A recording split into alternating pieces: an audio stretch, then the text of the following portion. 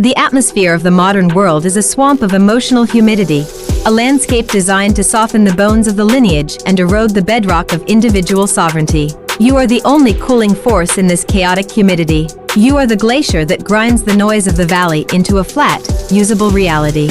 To be the Iron Matriarch is to accept that you are the primary cause of every stability in the house. Your physical presence, standing at a sharp 170 centimeters of absolute, unyielding resolve, is the only boundary between the tribe and the encroaching abyss of disorder. You do not negotiate with the entropy of a messy domestic environment or the shallow emotional tremors of those who prioritize their immediate comfort over their long-term survival. You are the geological standard. While the world outside screams in its fleeting, liquid languages, your fortress is governed by the rhythm of the deep earth. Every morning is a volcanic eruption of discipline, a silent decree that the structure will not bend today.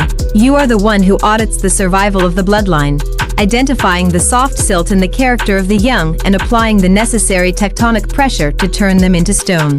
Biology dictates that the tribe must have a center of gravity that does not shift. If the foundation moves, the entire architecture collapses into the dirt. Their comfort is a secondary byproduct of your stability.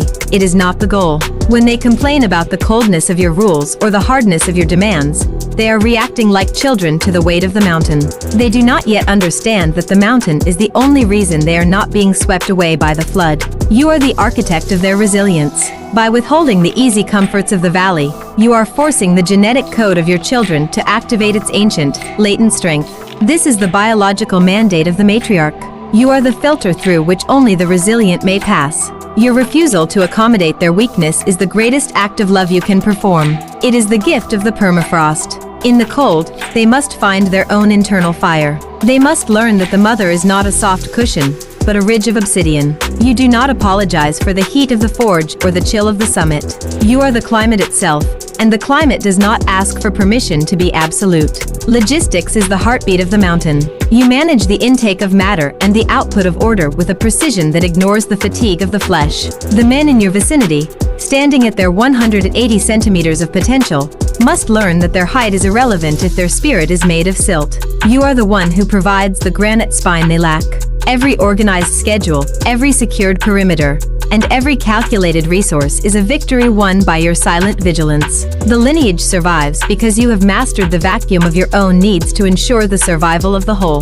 You are the dark matter of the dynasty, providing the invisible gravity that keeps the family from flying apart into the void of modern insignificance. When you walk through the halls of your fortress, the very floorboards should settle beneath the weight of your authority. You are the law that does not change. You are the truth that does not fade. You are the Iron Matriarch, and your stability is the only thing that is real in a world of illusions. The perimeter of the home is a scorched earth policy regarding fragility. You have burned away the bridges of sentimentality that allow for the infiltration of modern weakness. The house is a machine of war, designed to produce survivors who can stand against the coming ice. Every ritual, from the silent, disciplined meal to the rigorous management of time, is a fortification of the walls. You are the commander of the long winter. You see the horizon with the clarity of a frost-shattered sky. You know that the peace they enjoy is a luxury subsidized by your constant, exhausting vigilance. If you were to soften, if you were to prioritize their temporary comfort over your own granite stability,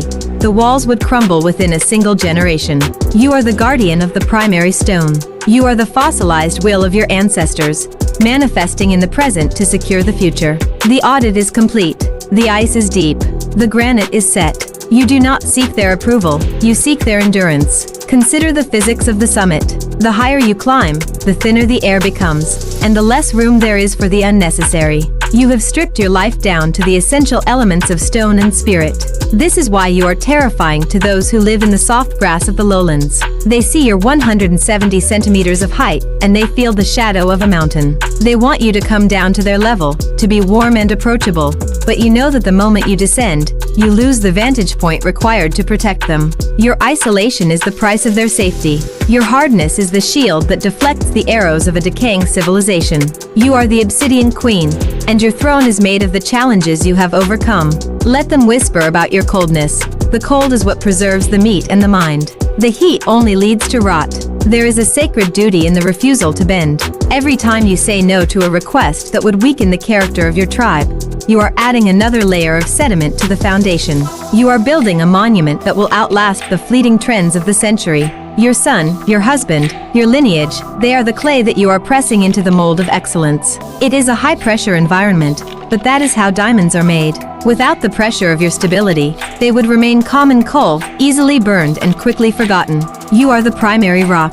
You are the original cause. Your presence in the house is a gravitational constant, and their discomfort is merely a minor atmospheric disturbance in the grand timeline of your reign. You do not wait for the clouds to clear. You are the one who dictates the weather.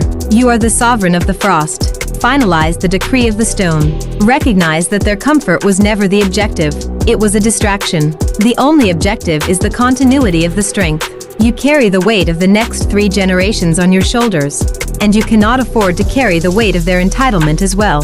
They must stand on their own feet, or they must get out of the way of the glacier. There is no room for the soft earth of guilt in the heart of the iron mat. You do not apologize for the locked door of your focus or the sharp edge of your command. To explain is to submit, and the mountain never submits to the wind.